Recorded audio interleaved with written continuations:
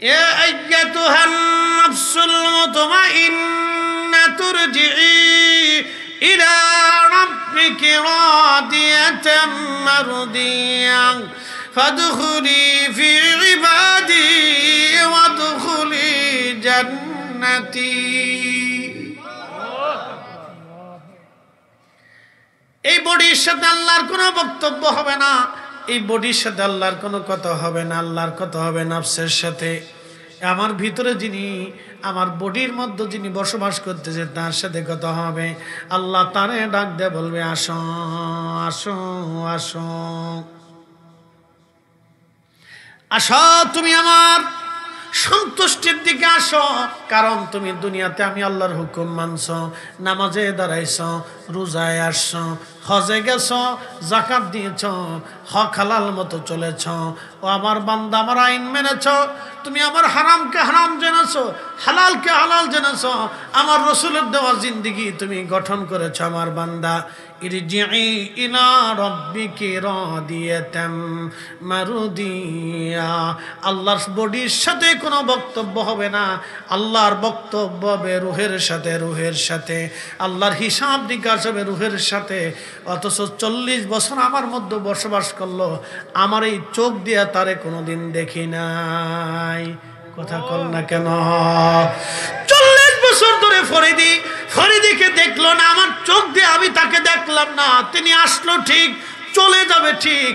আবার যখন চলে যাওয়ার সময় হবে তখন আমার আল্লাহ বলেন, কুল ইন্নাল মাউতাল্লাযী তাফিরুনা মিনহু ফাইন্নাহু মুলাকীকুম। একদিন মাটির ভিতরে হবে ঘরে, মন আমার কেন বান্ধ দালান ঘর। সুবহানাল্লাযী আসরা বিআবদিহি লাইলাম মিনাল মাসজিদিল হারাম ইলাল মাসজিদিল আকসা।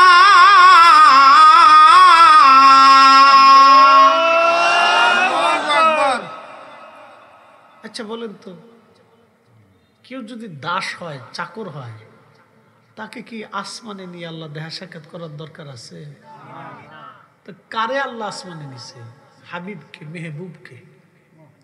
কাকে নিছে? মাহবুবকে আল্লাহ আসমানে নিয়ে গেছে। উনি খালি দাস চোখে দেখলো, মেহবুব চোখে দেখলো না। বুঝলাম না, চোখে এরকম কালা চশমাকে, যে দুনিয়া খালি কালা চোখে দেখে, কারণটা কি? চশমাটা কি একটু ভালো পরা যায় না? ভালো চশমা পরার দরকার। চশমায় সমস্যা, নজরের সমস্যা। একজন এক সুন্দরী মেয়ে দেখলে চিন্তা করে, আরে কত সুন্দর রে, এটা এক চোখ। আর একটা যে সুন্দরী মেয়ে দেখলে চোখ ঘুরিয়ে ফিরে চিন্তা করে, আল্লাহ তুমি আমার হেফাজত করো, এটা আর এক চোখ। কথা কন না কেন? দুই চোখ, এক চোখ না। এক চোখ দেখলে হাই কত সুন্দর রে, আর আরেক চোখ, ইয়া রব্বি আপনি আমার হেফাজত করেন। এই চোখ আর এই চোখ এক না। অর্থাৎ চোখের নজর, মাইন্ডেড চেঞ্জ করতে হবে। আব্দুল শব্দ দিয়ে রসুলের বেলা দাস হয় না। আল্লাহ রসুল হচ্ছে আল্লাহর মেহবুব। মেহবুব কখনো দাস হয় না। কথা কর না কেন? মেহবুব কখনো দাস হয় না। কেমন মেহবুব আমি বুঝাইতেছি আপনারা। প্রিয় উপস্থিতি, খুব মনোযোগ। সামনে মাহে রমজান আসবে। মাহে রমজান আসার পরে আপনি বুঝবেন আল্লাহ রসুল কত বড় মেহবুব ছিলেন। ব্যাখ্যা করি শোনেন। নবীজির কাছে সাহাবীরা এসে বলেন, ইয়া রাসূলুল্লাহ, শুনছি আগের জমানার মানুষ দীর্ঘদিন পর্যন্ত হায়াত পেত। 200, 300, 400, 500 বছর পর্যন্ত হায়াত পেত। সারাদিন আল্লাহর পথে জিহাদ করত, সারা রাত্র জেগে জেগে ইবাদত করত এবং সারাদিন তারা রোজা রাখত। আপনি এটা লাড়াছাড়া করেন না, একভাবে রাখেন, তাহলে কিন্তু বদদোয়া করলে করে লাল বাতি জ্বলে যাবে। বিপদ আছে। এই টোনটা ইকোটা হালকা একটু কমাই দিয়ে সাউন্ডটা বাড়াই দেন। হ্যাঁ, সুন্দর আছে, বালা। আল্লাহ ব্যবসার ভিতরে সবুজ বাতি জ্বালাই দিক। কোকা আমিন। বদদোয়া করে যাইতো না, ব্যবসায় সবুজ বাতি জ্বালাক, লাল বাতি জ্বালে তো বিপদ। তো খুব মনোযোগ দিবেন। সাহাবীরা এসে বললেন, হুজুর, আগের যুগের উম্মতরা দীর্ঘদিন বেঁচে থাকতো, দীর্ঘদিন ধরে তারা ইবাদত করত, দীর্ঘদিন ধরে আল্লাহর ইবাদতে কাটাইতো। ইয়া রাসূলুল্লাহ, আমাদের হায়াত কম, আমাদের নেকি কম, নবী গো, কিয়ামতের ময়দানে আমরা সবার পিছে পড়ে যাব। সাহাবীরা নেকির প্রতিযোগিতা করত, আর আমরা টিভি কেনার প্রতিযোগিতা করি, মোবাইল কেনার প্রতিযোগিতা করি, বাড়ি বানানোর প্রতিযোগিতা করি, জমি কেনার প্রতিযোগিতা করি। সাহাবীরা নেকের প্রতিযোগিতা করত। কথা বলেন ঠিক কিনা? সাহাবীরা বললেন, হুজুর, কিয়ামতের ময়দানে আমরা তো পিছে পড়ে যাব। ইয়া রাসূলুল্লাহ, নবীজির মন বেজার হয়ে গেল। আহা, আমার উম্মত পিছে পড়ে যাবে, এটা কেমন করে হয়? আমার উম্মতের হায়াত আল্লাহ কমাই দিল, আমার উম্মতের নেকি কম হবে, আমার উম্মত সবার পিছে পড়ে যাবে। আল্লাহর নবীর মন বেজার, মন বেজার, মন বেজার, মন বেজার। আমার আল্লাহ দেরি করেন নাই, মেহবুবের মন খুশি করার জন্য আল্লাহ আয়াত নাজিল করলেন, ইন্না আনজালনাহু ফি লাইলাতিল কদর ওয়ামা আদরাকা মা লাইলাতুল কদরি ওয়ামা আদরাকা মা লাইলাতুল কদর লাইলাতুল কদরি খায়রুম মিন আলফি শাহর। একবার জোরে জোরে বলা যাবে কি মারহাবা?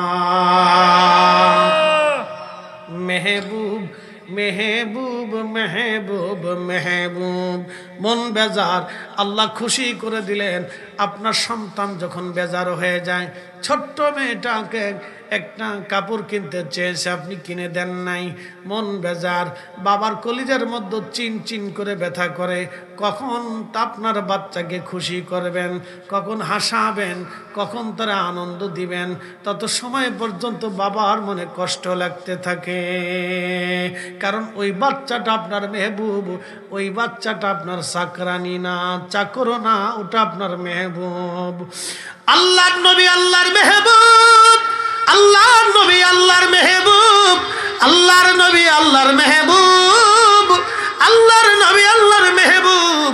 সাথে সাথে আমার রব কোরআনের আয়াত নাজিল করে আমার নবীকে খুশি করে বলেন, হুজুর, আমি আপনার যেই কোরআন দিয়েছি, এই কোরআনটা আমি কদরের রাত্রিবেলা নাজিল করেছি। আপনি জানেন কদরের রাত কি? নবী, আপনি তো জানতেন না। হুজুর, আপনি শুনে নেন কদরের রাত কি। কদরের রাতটা হলো একটি রাত্রে ইবাদত করলে আপনার উম্মতের আমল নামায় আমি 1000 মাসের চাইতেও বেশি নেকি, 84 বছর ধরে ইবাদত করলে যত নেকি হবে, আমি আল্লাহ আপনার উম্মতকে একটা রাত্রে ইবাদত করলে তার চেয়ে বেশি নেকি দিয়ে দেব। সুবহানাল্লাহ। যে সুবহানাল্লাহ না কবেন, আমি বলবো ওটা কিপটি, বকিল বকিল। একসাথে বলেন সুবহানাল্লাহ, আরো জোরে। এই রাত্রে ইবাদত করলে ফুলতুলি সাব, ফুল সাবকে বলেন মুরিদের আল্লাহ সওয়াব দিত, অন্য মুরিদের দিত না, নাকি কোন? হ্যাঁ, কওমীদেরকে দিব, আলিয়াদেরকে দিত না, নাকি বলে? সবাইরই দিব। একসাথে বলেন সুবহানাল্লাহ, আরো জোরে। যদি মুসা আলাইহিস সালামের উম্মত হইতেন এই নিয়ামত পাইতেন? ঈসা, দাউদ, ইব্রাহিম, ইসহাক, ইয়াকুব, ইউসুফ, কেউ না, আলাইহিসসালাম কোন নবীর উম্মত হইলে এই নিয়ামত আপনি পেতেন না। শুধু এই নবীর উম্মত হওয়ার জন্য এটা পেয়েছেন, কারণ এই নবী আল্লাহর মেহবুব।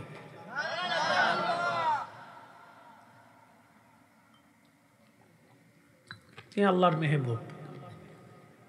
এখানে শেষ না, কেবল একটা কইছি, আরো আছে। কাফেররা রাসূলকে বলে আবতার, আবতার, আবতার, আবতার, নির্বংশ, নির্বংশ, নির্বংশ। আল্লাহ রাসূলের ছেলে সন্তান 3 জন এসেছিলেন পৃথিবীতে, আল্লাহ দিয়েছিলেন, আবার নিয়ে চলে গেছে। এটা আল্লাহর হিকমত। নিয়ে গেলেন, তো কাফেরা আফতার আফতার আফতার আফতার আফতার বলে রসুলকে কষ্ট দিত। আফতার বলে নবীকে কি করত? কষ্ট দিত। নবীজির মন খারাপ, মন বেজার, খারাপ লাগে, ভালো লাগে না। মন বেজার, খারাপ লাগে, ভালো লাগে না। ঠিক তখন আল্লাহ পাক আয়াত নাযিল করলেন, ইন্না আ'তাইনাকাল কাউসার ফাসাল্লি লিরাব্বিকা ওয়ানহার ইন্না শানিয়াকা হুয়াল আবতার। একসাথে বলুন না মারহাবা। নবীজি ঘুমানো ছিলেন। আয়াত নাজিল হওয়ার সময় সূরা যখন নাজিল হন তখন নবীজি মন খারাপ করে ঘুমিয়ে পড়ছে। ঘুমের মধ্যে আল্লাহ ওহী করলেন। অনেকে বলে জিবরাইল ছাড়া রসুল কিছু জানতেন না। এটা ভুল কথা, না মিথ্যা কথা। এ কথার কোনো ভিত্তি পৃথিবীর কোনো কিতাবে নাই, একবারে ডাহা মিথ্যা কথা। আল্লাহ রসুলের কাছে ওহী আসতো 7 পদ্ধতিতে। তার এক পদ্ধতি ছিল ঘুমের মাধ্যমে। আল্লাহ সরাসরি নবীজির কলবে নাজিল করলেন। আরো জোরে, না না জোরে বলেন, একসাথে বলেন আল্লাহু আকবার। সূরা কাউসার নাজিল করেছেন ঘুমের মধ্যে। স্বপ্নে আসছে, ঘুমিয়ে আছেন, আল্লাহ স্বপ্নে দিলেন। ইব্রাহিম আলাইহিস সালামকে আল্লাহ স্বপ্নে ওহী করলেন। স্বপ্নে ওহী করেছিলেন, ইন্নী আরা ফিল মানাম, আমি স্বপ্ন দেখছি, আন্নী আযবাহুক, তোমাকে জবাই করতেছি। ফানজুর মাযা তারা, হে সন্তান তুমি বলো তোমার ইচ্ছা কি। ইসমাঈল আলাইহিস সালামকে হযরত ইব্রাহিম আলাইহিস সালাম বলতেছে আমি স্বপ্নে দেখছি। অর্থাৎ স্বপ্ন নবীদের জন্য আল্লাহ পাক স্বপ্নের মাধ্যমে ওহী করেন। নবীদের স্বপ্ন বাস্তব। এই জন্য রসুলকে কেউ যদি স্বপ্ন দেখে তাহলে বুঝবেন এটা বাস্তব। স্বপ্নের মুজিজা কিয়ামত পর্যন্ত রসুলের দুনিয়াতে টিকে থাকবে। একসাথে বলুন আল্লাহু আকবার। রসুলকে স্বপ্ন দেখা এটা স্বপ্নের মুজিজা, কিয়ামত পর্যন্ত এই মুজিজা চলমান থাকবে, একদিনও বন্ধ হবে না। স্বপ্ন মুজিজা। প্রিয় উপস্থিতি হাজিরিন, স্বপ্নের মাধ্যমে নবীজিকে আল্লাহ ওহী করলেন। ঘুমিয়ে আছেন, ঘুম থেকে ওঠার পরে নবী খুব আনন্দিত, চমৎকার খুশি। সাহাবীরা বলেন ইয়া রাসূলুল্লাহ এত খুশি কারণটা কি? নবীজি বললেন সাহাবীরা রে, আমার উপরে একটা সূরা নাজিল হয়েছে, সূরা কাউসার। আল্লাহ বলেছেন ইন্না আ'তাইনাকাল কাউসার। ও নবী আমার, আপনাকে আমি হাউজে কাউসারের মালিকানা দিয়েছি। এখন এখানে একটা প্রশ্ন আছে, এখানে একটা বুঝার বিষয় আছে। বুঝার বিষয় কি? কাফেররা রসুলকে কি বলতো? আফতার, নির্বংশ বলে কষ্ট দিত। এখন প্রশ্ন, নবীজিকে ইন্না শানিয়াকা হুয়াল আবতার বলে এর উত্তর দিতে পারতেন না? পারতেন। তাহলে আবার কাউসার কেন দিলেন বলেন? এই আমার দিকে তাকান, ঝিম টিম দিবেন না। এখানে বুঝার অনেক কিছু আছে। খালি দাস দাস বলেন না, দাসের ব্যাখ্যা করতেছি আজকে। দেখি কালকে থেকে কয়জন দাস কনের করে উত্তর দিয়ে যাবেন। দাসের ব্যাখ্যা তো খালি সারা বছরই খালি কয়, বাহ্যিক অর্থ দিয়ে রসুলকে ব্যাখ্যা করা যায় না। নজর ভালো করতে হবে, জবান সুন্দর করতে হবে, কারণ কিয়ামতের ময়দানে আল্লাহ রসুলের সামনে আমরা দাঁড়াবো। কথা ঠিক আছে না ভাই? আল্লাহ রসুলের সামনে দাঁড়াইতে হবে সেই দিন, প্রত্যেক উম্মতকে দাঁড়াইতে হবে। আপনি যে শাইখের কথা শুনে দাস দাস বলতেছেন, ওরে খুঁজে হারিকেন ধরে খুঁজে পাবেন না তো।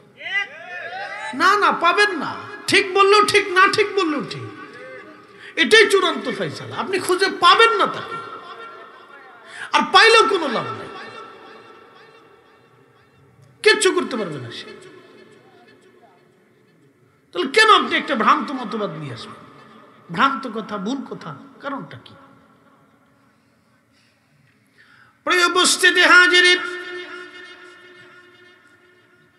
আল্লাহ ইন্না শানিয়াকা ইন্নাকা হুয়াল আবতার বলে আল্লাহ উত্তর দিয়ে দিতে পারতেন, কিন্তু কাউসার কেন দিলেন? কারণ নবীর মন বেজার। আল্লাহর নবী আল্লাহর মেহবুব, মেহবুবকে খুশি করা লাগবে, মেহবুবকে খুশি করা লাগবে।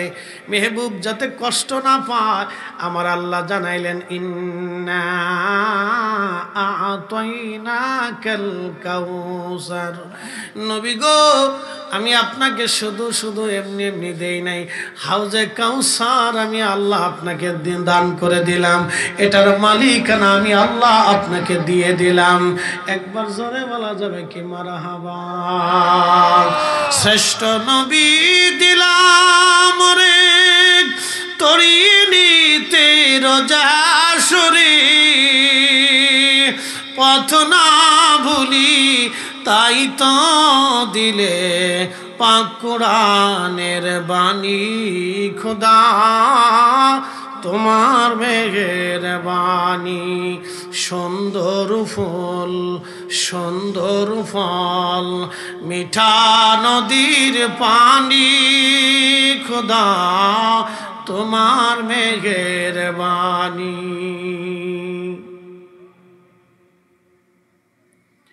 এ বন্ধু আমার, প্রিয় নবীজি খুশি, মুস্কি মুস্কি নবী হাসে। সাহাবীরা প্রশ্ন করার পরে নবী বললেন, সাহাবীরা রে, আল্লাহ আজকে আমাকে প্রভু তো কল্যাণ দান করেছে, বহু কল্যাণ। সাহাবীরা শোনো, এই হাউজে কাউসার হলো জান্নাতের একটা নদী।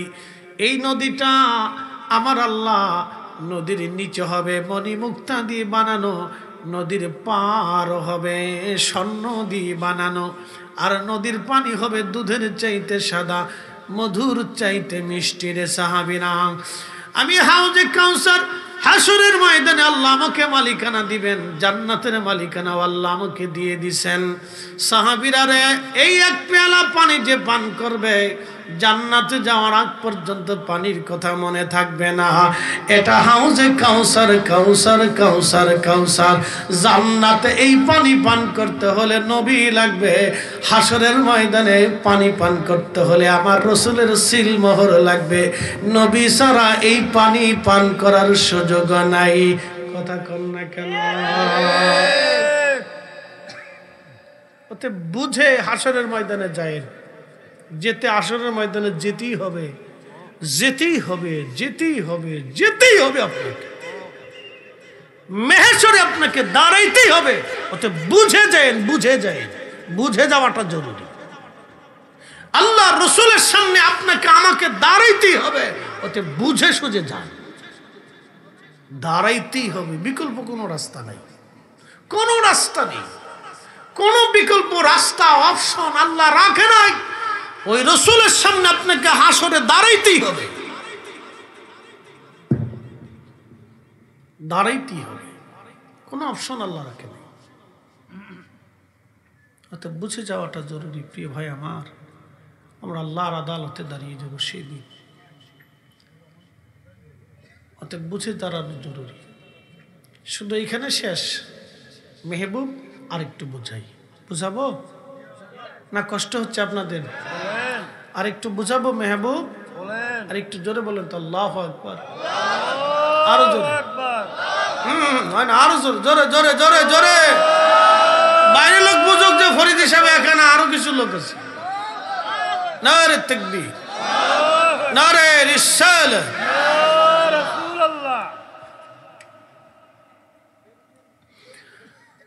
আল্লাহু আকবার ওয়ালিল্লাহিল হামদু। বিসমিল্লাহির রাহমানির রাহিম।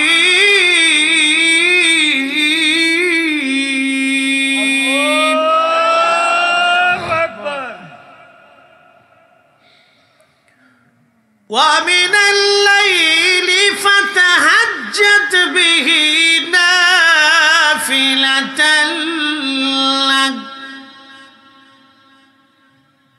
নবীগণ, আপনি তাহাজ্জুদ পড়েন। বন্ধু আমার, আপনি তাহাজ্জুদ পড়েন।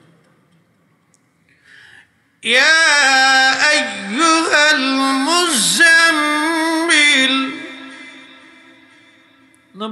শীতের মধ্যে এই মোটা সুতার একটা কম্বল ছিল, মোটা সুতা দিয়ে বানানো একটা কম্বল, একটা কালো কম্বলও ছিল। কম্বল মোড়া দিয়ে আল্লাহ রসুল ঘুমাই থাকতেন। আল্লাহ ডাক দিলেন, ইয়া আইয়ুহাল মুযাম্মিল কুমিল লাইলা ইল্লা কালিলা।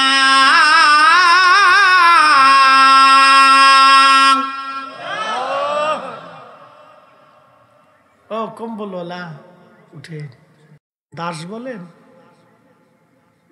চোখে চশমা পড়ার দরকার। আল্লাহ তো দাস কোথাও বলে নাই।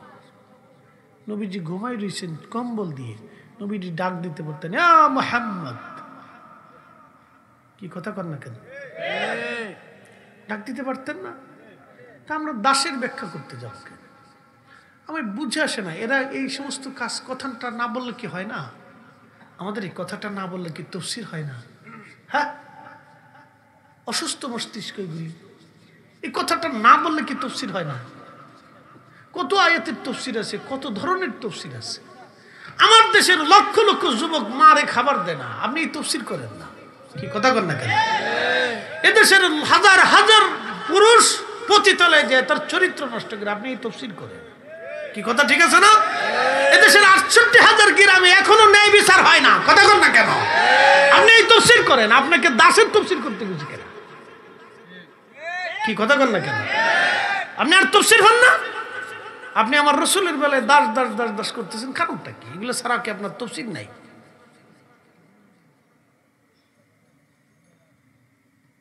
এগুলো এক ধরনের অসুস্থতা, সুস্থতা না, অসুস্থতা, ফেতনা সৃষ্টি করা। কথা ঠিক আছে না ভাই? আমাদের কাজ হচ্ছে পৃথিবী থেকে ফেতনা দূরীভূত করা। আমাদের কাজ হচ্ছে দূরীভূত করা, ফেতনা সৃষ্টি করা না, ফেতনাকে নির্মূল করে দেওয়া। আমাদের কাজ হচ্ছে আমরা সম্মিলিতভাবে এই পৃথিবীতে আল্লাহ রসুল কেন আসলো বলেন তো? হজরতে বেলালের পিঠের চামড়া উঠলো কেন? বেলাল কি কারো মেয়ে নিয়ে গেছিল? কাউকে হত্যা করেছিল? কারো বাড়ি আগুন দিয়েছিল? বেলাল কি কাউকে খুন করেছিল? না তো। তারা পিঠের চামড়া কেন গেল? শুধু লা ইলাহা ইল্লাল্লাহ মুহাম্মাদুর রাসূলুল্লাহ সাল্লাল্লাহু আলাইহি ওয়াসাল্লাম, দুইটা শব্দ। এই দুইটা শব্দের মধ্যে কি আছে? লা ইলাহা ইল্লাল্লাহ, আল্লাহর একত্ববাদ, আল্লাহ ছাড়া কোনো ইলাহা নাই। কাফেররা জানতো যদি এটা প্রতিষ্ঠিত হয় তাহলে আমাদের পুতুল পূজা ধ্বংস হবে। কি কথা কন না কেন? কাফেররা জানতো যদি এটা প্রতিষ্ঠিত হয় তাহলে আমরা পুতুল পূজা, মূর্তি পূজা, পাথর পূজা ধ্বংস হবে। মুহাম্মদুর রাসূলুল্লাহ যদি এটা প্রতিষ্ঠিত হয় তাহলে মুহাম্মদুর রাসূলুল্লাহর আদর্শ পৃথিবীতে বাস্তবায়িত হবে। নবীর আদর্শ পৃথিবীতে বাস্তবায়িত হওয়া মানে আমরা ওপেন নারী ধর্ষণ করতে পারবো না, খুন খারাপি করতে পারবো না, ডাকাতি করতে পারবো না, অন্যের মাল চুরি করে খেতে পারবো না। কথা কর না কেন? ঠিক কিনা? কাফেররা এটা জানতো, এই জন্য পিঠের চামড়া উঠেছে যে এটা মানতে পারবি না।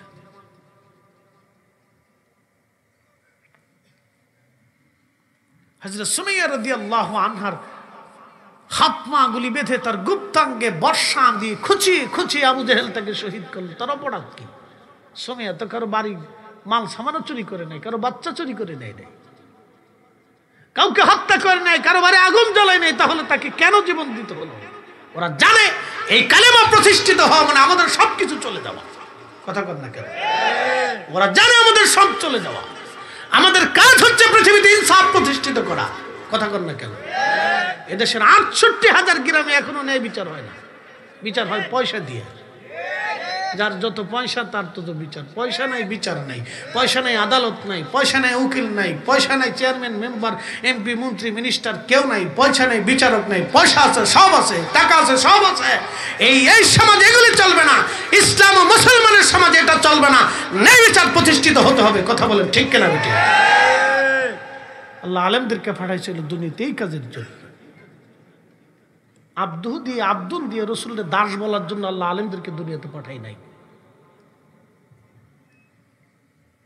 দোয়া বন্ধ করার জন্য আল্লাহ আলেমদেরকে দুনিয়াতে পাঠাই নাই। রসুলের দরুদ বন্ধ করার জন্য এদেশে আলেমদেরকে পাঠাই নাই। আলেমদেরকে আল্লাহ পাঠিয়েছিল পতিতালয় বন্ধ করার জন্য, জানা বন্ধ করার জন্য, ব্যভিচার বন্ধ করার জন্য, অন্যায় বিচার বন্ধ করার জন্য, ন্যায় প্রতিষ্ঠিত করার জন্য আল্লাহ আলেমদেরকে পাঠিয়েছিল। সুদ ঘুষ হারাম, এই দুর্নীতি, এই সমস্ত অন্যায় কাজ, অশ্লীল কাজগুলি বন্ধ করার জন্য। কথা বলে ঠিক কিনা? আমরা এটা না করে আমরা উল্টাটা শুরু করছি। এক দল আছে বাংলাদেশে, আমিন, ওরে এটা প্রতিষ্ঠিত করতেই হবে। শেষ চিন্তা হলো এটা প্রতিষ্ঠিত আমাকে দেশে করতেই হবে। সেই জন্য এই আমরা যারা আমিন আসতে বলে আমরা বেদাতি, সেদাতি, ভণ্ড, টন্ড, মাজার ফজারি যা যত আছে বলতে থাকি। আবার বুকের উপর হাত তার জোর করে বাঁধতেই হবে, তার উঠাইতেই হবে। এদেশে লক্ষ লক্ষ মানুষ আসে নামাজই পড়ে না। কি কথা কর না কেন? লক্ষ লক্ষ মানুষ কি আছে নামাজই পড়ে না। তার যে নামাজ পড়ে না তার বুকের উপর হাত বাঁধলে কি আর নাভির নিচে হাত বাঁধলে কি আর সাইডে দিলি কি? কি কথা কর না কেন? ও আছে এই দেশে, এটা প্রতিষ্ঠিত করতেই হবে। ও জানে না যে এদেশের লক্ষ লক্ষ মানুষও বুঝে যে এদেশের লক্ষ লক্ষ মানুষ নামাজই পড়ে না। আমাদের কাজ তো এটা নিয়ে ঝগড়া করা না, আমাদের কাজ হচ্ছে বেনামাজির নামাজি বানানো। কি কথা ঠিক আছে না ভাই? বেনামাজিরে নামাজি বানানো। আবার আছে 8 টাকার তারাবি প্রতিষ্ঠিত করতেই হবে। শয়তান কত বড় দেখে, আজাজিল একবারে প্রথমটা চলিয়েছে, বাকিটা আসে নাই, সাউফেলা ফাটাইছে না, অরিজিনাল টাইছে। তার চিন্তা হলো 8 টাকার তারাবি প্রতিষ্ঠিত করতে হবে। আরে বেটা, এদেশে মানুষ তো তারাবি পড়েই না অনেকে। কি কথা কন না কে? যে পড়ে না তার কাছে 8 টাকাত কি আর 6 টাকাত কি আর 9 টাকাত কি? কথা খারাপ কিছু ভাই? আমাদের কাজ হচ্ছে মুসলমানদেরকে মসজিদে ঢুকাই দেওয়া, মসজিদ থেকে তারাই দেওয়া না। কি কথা কন না কেন? এগুলি হচ্ছে আমাদের। কি কইতাম আমি, কি বলতাম আমি, আমার বলার কোনো ভাষা নাই ভাই। মাঝে মাঝে এগুলি দেখলে খালি হাসি আর চিন্তা করি কি হইল দেশে, কাজ কি আর করিটা কি, আমরা কাজ কি আর করিটা কি। প্রিয় উপস্থিতি আমার, হাজিরিন, খুব মনোযোগের সাথে কথাগুলি শুনবেন। আজ কথা শোনাটা অত্যন্ত জরুরি। বন্ধু আমার, আল্লাহ রাব্বুল আলামিন জানাইলেন, হাবিব আমার আপনি তাহাজ্জুদ পড়েন। ও বন্ধু, তাহাজ্জুদ পড়েন, কম্বল ওয়ালা নবী উঠেন আর ঘুমাবেন না। নিসফাহু ওয়া বিনকুস, অর্ধাংশ অথবা 3 ভাগের 1 ভাগ আপনি তাহাজ্জুদ পড়েন। আপনি তাহাজ্জুদ যদি পড়েন, নবী গো, আমি অবশ্যই আপনাকে একটা নিয়ামত দিব। আসা আইয়াবআসাকা রাব্বুকা মাকামাম মাহমুদা, এমন একটা নিয়ামত দিব, সর্বোচ্চ মাকাম, সর্বোচ্চ মাকাম। এরপরে আর কোনো মাকাম নাই, আর কোনো মাকাম নাই। না না, আরো জোরে জোরে জোরে। এর উপরে আর কোনো মাকাম, কোনো মাকাম, কোনো মাকাম, সর্বোচ্চ মাকাম। তখন আপনি ব্যাখ্যা করেন, দাস বলবেন না চাকর বলবেন? বুঝেন, বলেন, বলেন আপনি। কোরআনের আয়াত আর চোখে দেখেন না? এগুলো দেখতে হয়, এগুলি হৃদয় থেকে বুঝে নিতে হয়, খালি বাহ্যিক অর্থ করতে হয় না। আল্লাহ আমাদের সকলকে কবুল করুক বলে না আমিন। হকের উপরে আল্লাহ প্রতিষ্ঠিত থাকার তৌফিক দেন বলে না আমিন। আল্লাহ রসুলের শানে এমন কোনো শব্দ ব্যবহার করা যাবে না যেগুলিতে আমাদের ইমান খাটো হয়ে যায়। কথা ঠিক আছে না? আমাদের ইমান খাটো হয়, নেক চলে যায়, আমাদের ইমান দুর্বল হয়ে আসে, রসুল করিমের সম্মানে আঘাত আসে, এমন কোনো শব্দ ব্যবহার করা যাবে। আল্লাহ আমাদের প্রত্যেকের কবুল করুন বলে না আমিন। একটু জবান খুলে মোহাম্মতে আল্লাহুম্মা সাল্লি আলা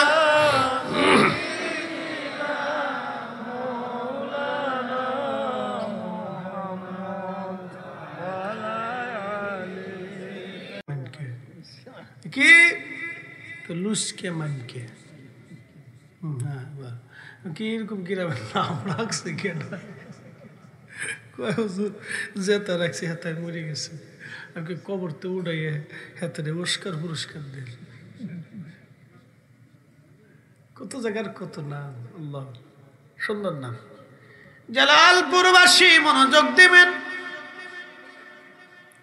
আমি কোরআন শরীফ থেকে সূরা মেরাজের, দুঃখিত, কোরআন শরীফ থেকে ইসরা থেকে আমি মেরাজের একটা আয়াতে কারিমা আমি আপনাদের সামনে উপস্থাপন করেছি। এই আয়াত থেকে আপনাদের দিকে একটু ফিরে চলে যাব, বোঝাটা দরকার আমাদের। নবীজি ঘুমানো ছিলেন, জিবরাইল আমিন আসলেন, ঘুম থেকে উঠাইলেন। প্রশ্ন, আমি মাহফিলে আসছি, জোর করে আসছি না দাওয়াত করে আনছেন? দাওয়াত করে আনার জন্য সসম্মানে আনলেন, সসম্মানে বিদায় করলেন, সুন্দর স্টেজ তৈরি করলেন, ওলামা একরাম দাওয়াত করলেন, আপনাদেরকেও দাওয়াত করে বললেন ফরিদি হুজুর আসবে, প্রধান অতিথি আসবে, বিশেষ বক্তা ওলামা একরাম আসবে, আপনারাও আসেন। আপনারা কথা শোনার জন্য চলে আসলেন, মেজবান হয়ে মেহমানকে আপনারা সম্মান করলেন। হাজিরিন, খুব মনোযোগ দিবেন। আমার নবী ইচ্ছা করে যান নাই, আমার রব আমার আল্লাহ থেকে দাওয়াত করে নিয়েছেন। শুধু দাওয়াত করে নেন নাই, আল্লাহ জিবরাইল এবং বাহন পাঠাই দেওয়ার সম্মানের সাথে নিলেন। আল্লাহ বলেন, এই জন্য আমি আমার রসুলকে মেরাজ করাইলাম। ও আমার উম্মতেরা, বারাকনা হাউলাহু মিন নূরিয়াহু মিন আয়াতিনা। আমি রব্বুল আলামিন আমার রসুলকে সেই নিয়ামতপূর্ণ জিনিস দেখাবো, আশ্চর্য দৃশ্যগুলি দেখানোর জন্য আমি নিয়ে গেলাম মেরাজে। আল্লাহর নবী বলেন, বাহন আনা হলো বরাক, বিদ্যুতের গতিতে চলতে থাকে এই বরাক। এক কদমে আমি নবীজি দেখলাম আমাকে পিঠে চড়াইয়া জিবরাইল আমিন সহ রওনা হয়ে গেলেন। বাইতুল্লাহ থেকে বাইতুল আকসার দিকে রওনা হলেন। যাওয়ার সময় দেখি মুসা কালিমুল্লাহ আলাইহিস সালাম নিজ কবরের ভিতরে মারান তুবি মুসা ওয়াহুসাল্লি ফি কবরিহি, কবরের মধ্যে মুসা নবী দাঁড়ায় দাঁড়ায় নামাজ পড়ে। রওজার ভিতরে মুসা নবী দাঁড়ায় দাঁড়ায় নামাজ পড়ে। একবার জোরে বলা যাবে কি মারহাবা?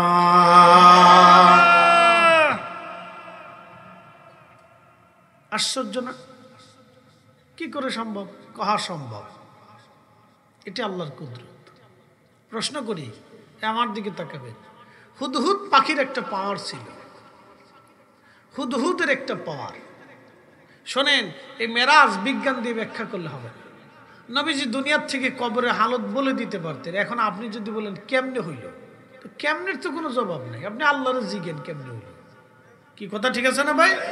নবীদের মুজিজার, ওলিদের কারামত, এটা আপনি ওই কেমনে হলো এটার কোনো জবাব নেই। এখন আপনি যদি জিজ্ঞেস করেন ফরিদি সাহেব, এই শাহজালাল রহমতুল্লাহ জাই নামাজ দিয়ে সুরমা নদী কেমনে পার হইল, কি কথা ঠিক আছে না? যদি জিজ্ঞেস করেন যে কেমনে হইলো, তা আমি বলবো যে ভাই কেমনে যে হইলো এটা আল্লাহর জিজ্ঞেস, এছাড়া তার উত্তর নাই। উনি যে জাই নামাজ দিয়ে নদী পার হয়েছে এটা তো সত্য। আর ওই দিন জাই নামাজ দিয়ে নদী পার যদি না হতে পারতেন, তাহলে আজকের এই মাহফিল পাইতেন না। কি পাইতেন?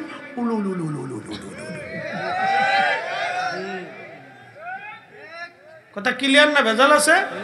ক্লিয়ার। আজকে এটা পাইতেন না, পাইতেন একটা এটা পাইতেন। তাহলে আপনি ওই সরস্বতীর সামনে মাথা নত করে সেজদায় পড়ে থাকতেন যে ভগবান সরস্বতী আপনি আমার বিদ্যা দেন। ও কালীর সামনে মাথা নত করে পড়ে থাকতেন, ভগবান কালী আপনি আমার ওই দেন, নিরাপত্তা দেন। ওই দেবীর সামনে মাথা নত করে পড়ে থাকতেন, আপনি আমার বড় দেবতা, বড় দেবী দেবতা, আপনি আমার সব কিছু দেন, এটি দেন, সেটি দেন, আম দেন, সালা দেন, এই দেন, গরু দেন, খাসি দেন, এটা দেন। এরপর আপনি আবার ওই গণেশের সামনে মাথা নত করতে বলতেন, গণেশ ঠাকুর আপনি আমার এটি দেন। ওই তারপরে ওই যে শিবের সামনে মাথা নত করে বলতেন যে শিব আপনি আমার এটি দেন, আমার শক্তি দেন, পাওয়ার দেন, এই যৌবন দেন, আরো কিছু দেন, এটি শেষ হয়ে গেছে কলকাতার হারবেলার খাইতে পারবো না, আপনি এটা দেন।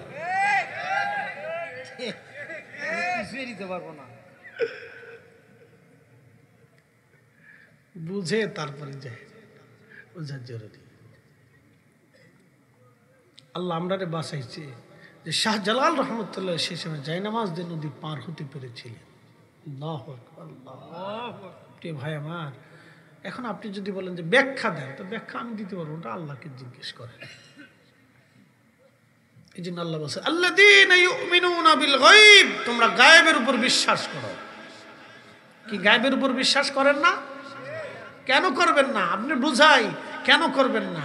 নাস্তিকরা বলে যে ক্ষুধা দেখি না সেই ক্ষুধা মানি না। তো নাস্তিকরা বলে নাস্তিক তুই আয়না ছাড়া তোর চোখ দিয়ে তোর নিজের চেহারা দেখ। কি কথা কন না কেন? নাস্তিকরা বলেন তুই আয়না ছাড়া নিজের চোখ দিয়ে নিজের চেহারা দেখ। তো ক্ষুধা দেখবি পরে, আগে নিজের চেহারা দিক গেল। আর তাও যদি না পারিস তাহলে তোর নিজের পাশার অংশটা দেখ। নাস্তিকরা ছাড়া কি জবাব দেবো? কমছে ও শতান কোথা কার কয় যে ক্ষুধা দেখি না সে ক্ষুধা মানি না। তো ক্ষুধা দেখার দরকার না, তুই আগে তোর নিজেরে দেখ। আমার রব এত বড় কৌশলওয়ালা যে এমন ভাবে সৃষ্টি করছে অস্বীকার করার কোনো রাস্তা নাই। কি কথা কন না কেন? আপনার বডির ভিতরে একজন বসবাস করে, তার নাম আব্দুল করিম। আমার বডির ভিতরে বসবাস করতেছে জহিরুল ইসলাম ফরিদি। আমার এটা তো বডি। আল্লাহ কি বডির সাথে কথা হবে না নাফসের সাথে কথা হবে? নাফস রুহের সাথে কথা হবে। এ আইয়াতুহান নাফসুল মুতমাইন্না তুরজিই ইলা রাব্বিকি রাদিয়াতাম মারদিয়ান ফাদখুলি ফি ইবাদি ওয়াদখুলি জান্নাতি। এই বডির সাথে আল্লাহর কোনো বক্তব্য হবে না, এই বডির সাথে আল্লাহর কোনো কথা হবে না, আল্লাহর কথা হবে নাফসের সাথে। আমার ভিতরে যিনি, আমার বডির মধ্যে যিনি বসবাস করতেছে তার সাথে কথা হবে। আল্লাহ তারে ডাক দিয়ে বলবে আসো আসো আসো আসো, তুমি আমার সন্তুষ্টির দিকে আসো। কারণ তুমি দুনিয়াতে আমি আল্লাহর হুকুম মানছ, নামাজে দাঁড়াইছ, রোজায় আসছ, হজে গেছ, যাকাত দিয়েছ, হক হালাল মতো চলেছ। ও আমার বান্দা, আমার আইন মেনেছ। তুমি আমার হারামকে হারাম জেনেছ, হালালকে হালাল জেনেছ। আমার রসুলের দেওয়া জিন্দিগি তুমি গঠন করেছ। আমার বান্দা, ইরজিই ইলা রাব্বিকি রাদিয়াতাম মারদিয়া। আল্লাহর বডির সাথে কোনো বক্তব্য হবে না, আল্লাহর বক্তব্য হবে রুহের সাথে, রুহের সাথে। আল্লাহর হিসাব নিকাশ হবে রুহের সাথে। অথচ 40 বছর আমার মধ্যে বসবাস করলো, আমার এই চোখ দিয়ে তারে কোনোদিন দেখি নাই। কথা কল না কেন? 40 বছর ধরে ফরিদিকে দেখলো না, আমার চোখ দিয়ে আমি তাকে দেখলাম না। তিনি আসলো ঠিক, চলে যাবে ঠিক। আবার যখন চলে যাওয়ার সময় হবে তখন আমার আল্লাহ বলেন, কুল ইন্নাল মাউতাল্লাযী তাফিরুনা মিনহু ফাইন্নাহু মুলাকীকুম। একদিন মাটির ভিতরে হবে ঘরে, মন আমার কেন বান্ধ দালান ঘর।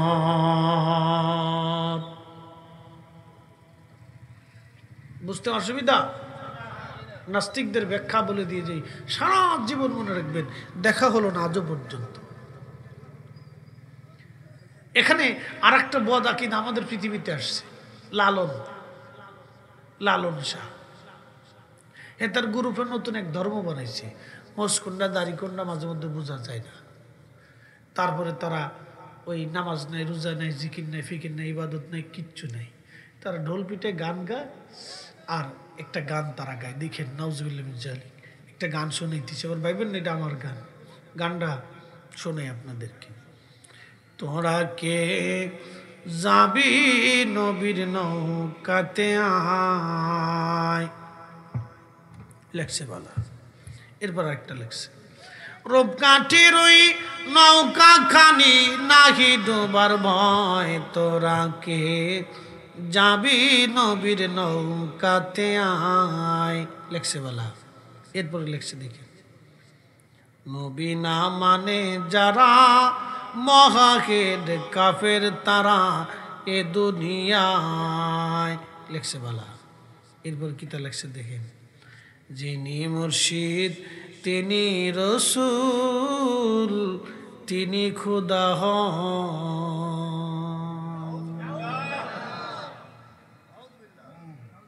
জোরে কোন, আরো জোরে, জোর হয় না কেন? জোরসে বলো। আল্লাহ বলেন,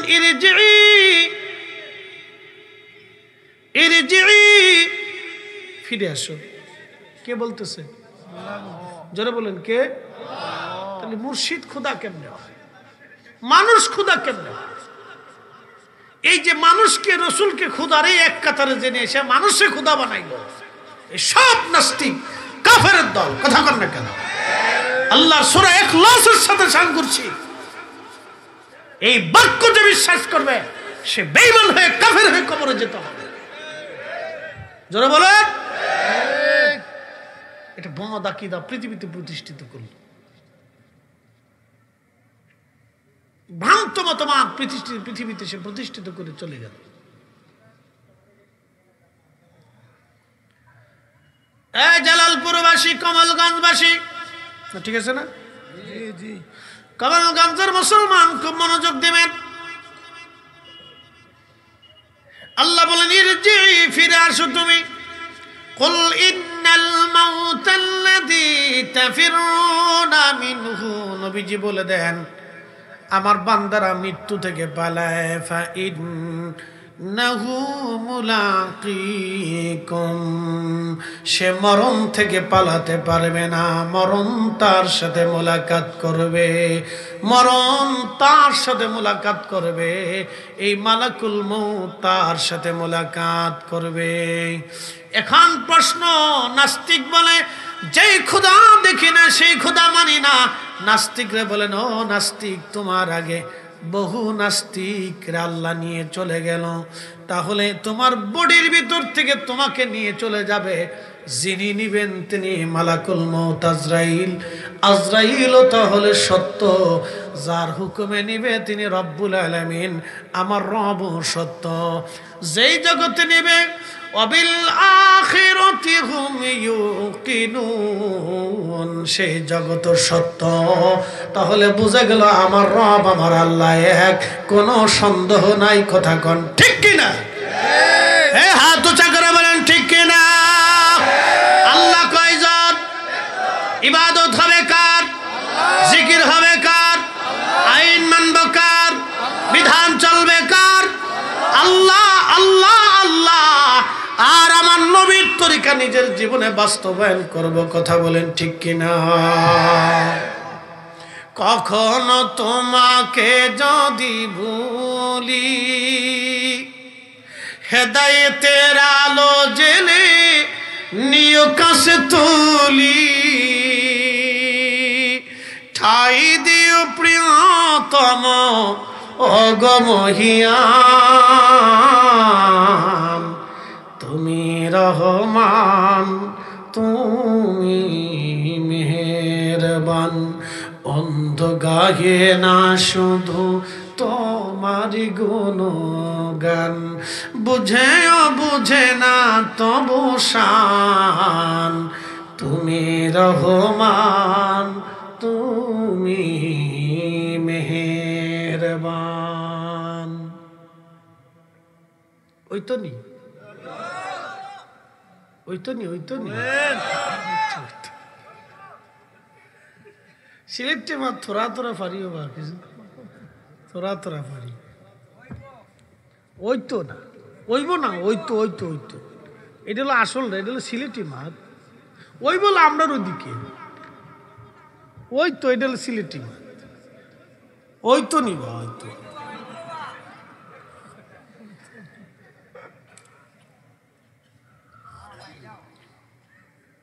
খাইলেই চা খেয়ে গলাটা ধরাই লই যাবা।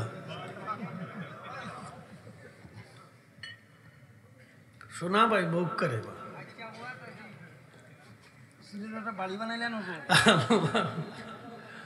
না, ভালো না।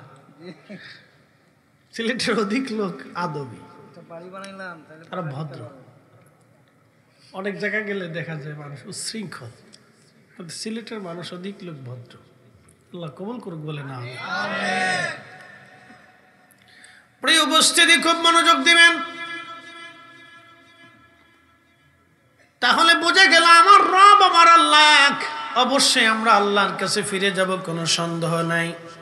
ইমামুল আজম আবু হানিফার জমানায় ইরাকের বাগদাদে কুফা নগরে এক নাস্তিক আসছে,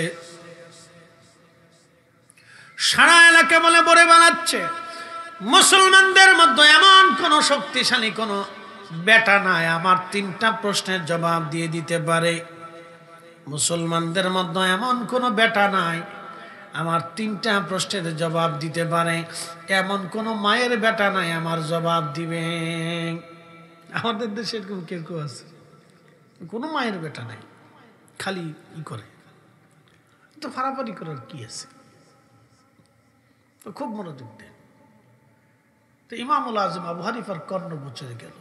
তো ইমাম আজম বললেন তাহলে তাকে ডাকো, আমরা একটা নির্দিষ্ট টাইমে নির্দিষ্ট জায়গাতে আমরা বসি, কথা বলি, তার প্রশ্ন কি আছে আমরা বুঝি।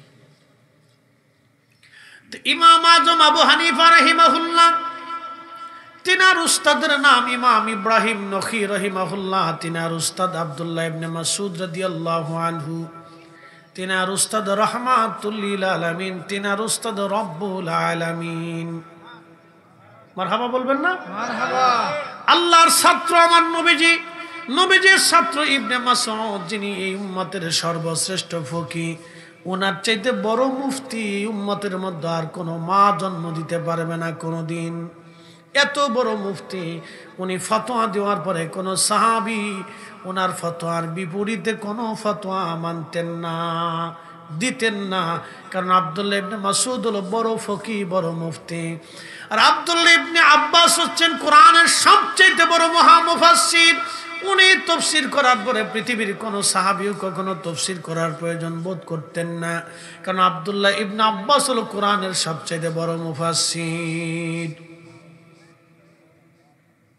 মনে রাখবেন, ওনাদের তাফসীরের পরে আর পৃথিবীতে কারো তাফসীর লাগে না। এত বড় মুফাসসির উনি, রাইসুল মুফাসসিরিন। কখনো কোনো মার কোনোদিন ওনার মতো মুফাসসির জন্ম দেওয়ার আর যোগ্যতা রাখে না। আল্লাহু আকবার। আল্লাহ রসুল কর্তৃক দোয়া প্রাপ্ত মুফাসসির।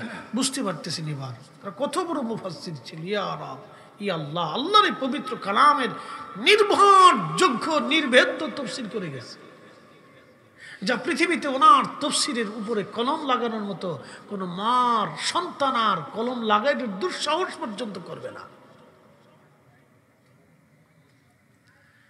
হযরত আব্দুল্লাহ ইবনে মাসউদ হচ্ছেন সবচেয়ে বড় মুফতি। ওনার ছাত্র আল্লামা ইমাম ইব্রাহিম নখী, তিনার ছাত্র হযরত ইমামুল আজম আবু হানিফা রাহমাতুল্লাহ আলাইহি, আমাদের হানাফি মাযহাবের ইমাম। বুঝতে পারতেছেন আমাদের মাযহাবের ওজন কত? আমাদের মাযহাব নিয়ে যারা পারাপারি লাফালাফি করবার চায়, আমরা যারা ভুল ধরবার চায়, বুঝা গেল তারা 3 নম্বর ছাগলের ছাও। কথা বুঝাইতে পারছি? কয় নাম্বার? কিসের ছাও? ছাগলের ছাও। ছাগল সানা, ছাগল সানা কি সানা? আসতে কোন কেন জোরে খানো ভয় ফেলতেছেন নি?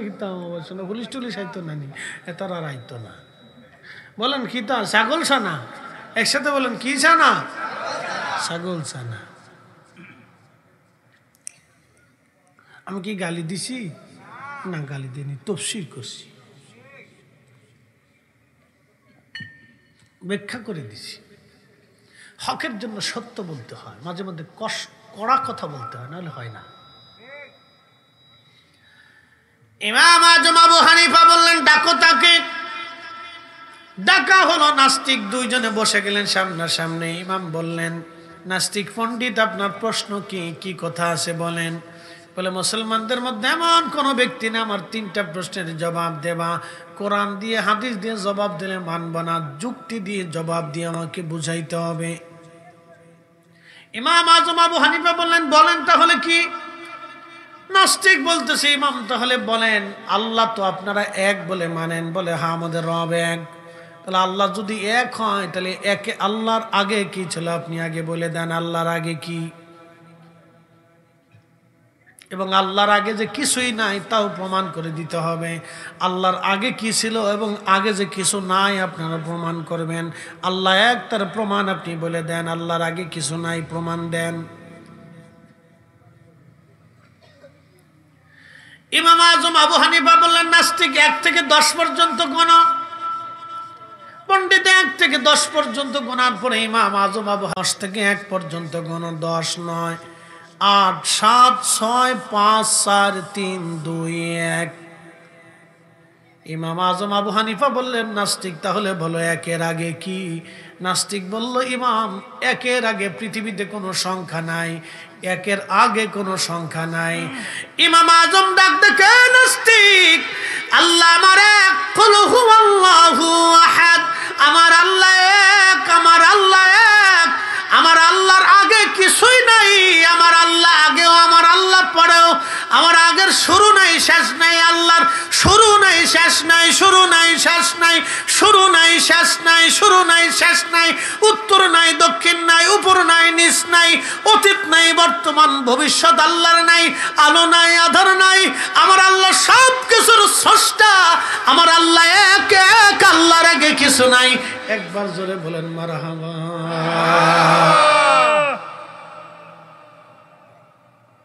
নাস্তিক বলল 2 নম্বর প্রশ্নের জবাব দাও। বলে কি প্রশ্ন? তোমার আল্লাহ কোন দিক তাকায় রইছে বলো। ইমাম আজম মোমবাতির মধ্যে আগুন জ্বালাইলেন, প্রদীপের মধ্যে আগুন জ্বালায় বললেন, নাস্তিক বলো আগুনের আলো কোন দিকে আছে? বলে আগুনের আলোটা সব দিকেই ছড়িয়ে গেছে। আগুনের আলো ছড়িয়েছে, তাপও ছড়িয়েছে, সে আলো বিকিরণ করে, তাপ বিকিরণ করে, সব জায়গায় বিকিরণ করে। ইমাম আজম আবু হানিফা বললেন, নাস্তিক এই আগুনটাকে সৃষ্টি করলেন আমার রব, আমার আল্লাহ।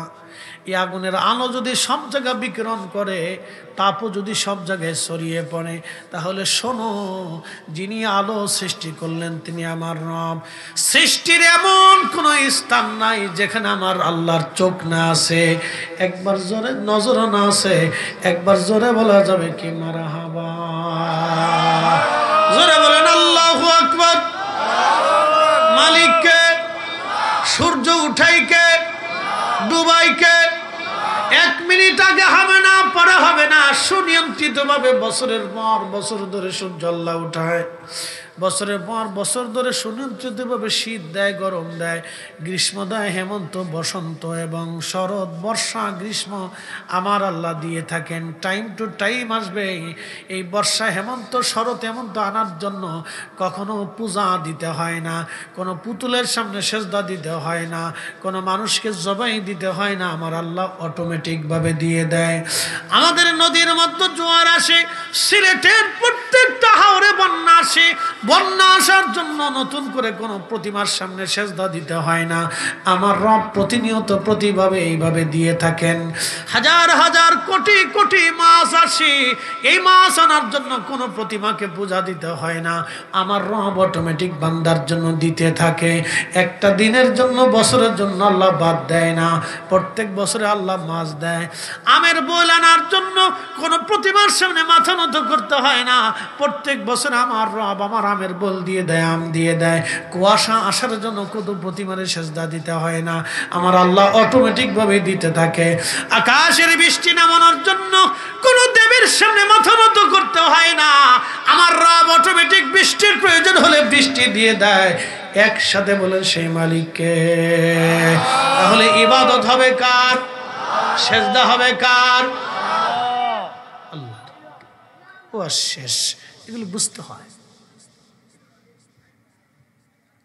3 ঘন্টার ওয়াজ আমি সেরে ফেলছি, যারা বুঝে তারা বুঝে, মনোযোগ দেন। নাস্তিক বলল বুঝলাম এটা, 3 নম্বর প্রশ্নের জবাব দাও। বলে কি? আল্লাহ কি করতেছে? কনসে কত বড় ঠেডা ঠেডা, আমরা হলে এর উত্তর দিতে পারতাম না। আল্লাহ করেটা কি? ইমাম আজম রহিমাহুল্লাহ অনেক বিচক্ষণ ছিলেন, অনেক বড় আলেম ছিলেন, শুধু আলেম না, আবেদ ছিলেন, জাহিদ ছিলেন। এত বড় দুনিয়া বিরাগী জাহিদ ছিলেন, আবেদ ছিলেন। আল্লাহু আকবার। এশারও যদি 40 বছর একটানা ফজরের নামাজ পড়ছে। আসতে হয়ে গেল না? আরো জোরে। আমি লিখিনি তো, ইমাম ইবনে কাসির আল বেদার 10ম খণ্ডে লেখছেন তিনি, আমি লিখিনি। ইমাম ইবনে কাসিরের আল বেদার 10ম খণ্ডে লেখা, আমার লেখা না তো। অনেকে কয় এটা কি করে সম্ভব, উনি স্ত্রীর কাছে সময় দিয়েছে কেমনে, বাচ্চা কাচ্চা হইলো কেমনে, এই চিন্তা তোর কে হারামজাদা। এই কথা কর না কেন?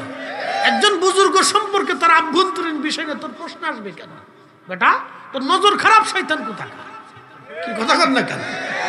বিয়াদব, তোর নজর খারাপ শয়তান। ওই চিন্তা একজন বুজুর্গ সম্পর্কে তোর আসবে কেন? শয়তান কোথাকার। বুজুর্গ নিয়ে তোরই চিন্তা থাকবে কেন? আমি একদিন এক জায়গায় ওয়াজ করতে গেছি, আল্লাহ মাফ করুক আমার ভাইটাকে। তো এরকম ওয়াজ করতেছি, তখন আমি স্টুডেন্ট বয়স, সেটা হচ্ছে ওই গোপালগঞ্জের টুঙ্গিপাড়া। আমি কামিল পড়তেছি, তখন তো ওয়াজ করতেছি।